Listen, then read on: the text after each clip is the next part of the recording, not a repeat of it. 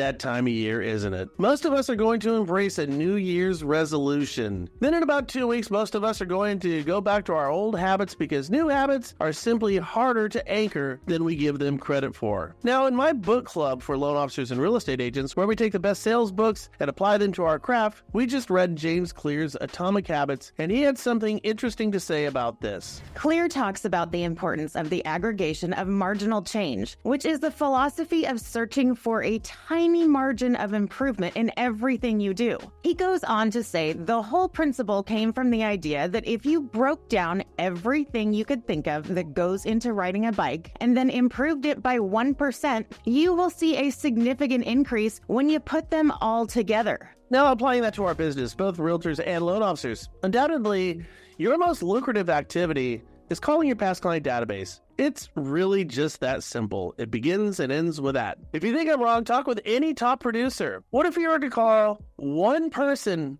in a day, like the 1% past client, and then add an additional client each and every day? Where would that put you in a month? Well, it would put you at 30. And talking to 30 people per day, it's outreach, which is precisely what a salesperson needs to do. You need to be the arrow, not the target. Now, if you don't have 30 people in your database, then go ahead and get creative. Call realtors up, call B2Bs, small businesses, call your family, call your friends, while always asking if they know anybody who should buy a house. That would get you closer to your goal. Because if not, here's the alternative and a singular truth. And that truth is you're never sustaining your business. Never. It's either growing or it's eroding beneath your very feet. You get to choose the path. But I think Joanna might have a better way of explaining this. New Year's resolutions, or a professional overhaul, as I like to call it, a recipe for disaster. You see, it's easy to overestimate the importance of one defining moment and underestimate the value of making small improvements on a daily basis.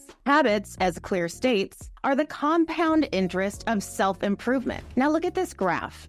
If you choose a simple strategy like Brian suggested, chances are you won't see any or few results in the first few weeks, even months. It's like doubling a penny every day to get to millions, or the compound front-loaded interest on a mortgage. It's not until you've committed time and consistency to that strategy that you will begin to see the remarkable results of your activity. Your numbers will eventually grow, and when they do, they'll take off like a rocket. Because our business is never sustaining, and if you don't do that, there is an alternative, and that is the bottom half of the graph. Continue with what doesn't work. Rather than your 1% change for improvement, you'll realize a 1% decline.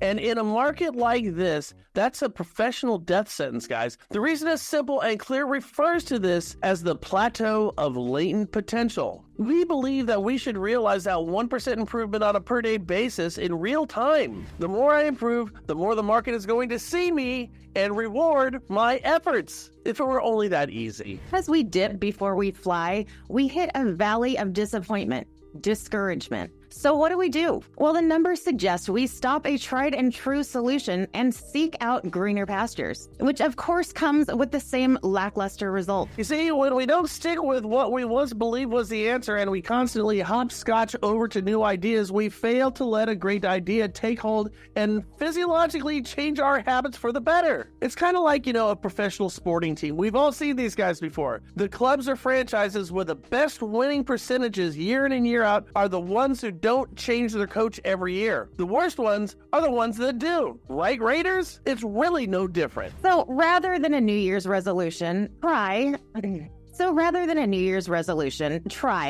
just try this one simple strategy laid out today. If you want to apply a New Year's resolution, make it this. No matter what, I won't stop. I won't miss a day. I will see this through until at least the first quarter of 2025 is over. Don't wait for New Year's. Don't wait 3 weeks until you have a hangover to start your resolutions, because hangovers don't help anybody get motivated. Nothing gets done then. Start it now while you have the winds of encouragement in your sail, and you've already started edging in the right direction. Right? Seriously, guys, I mean this. I hope it helps.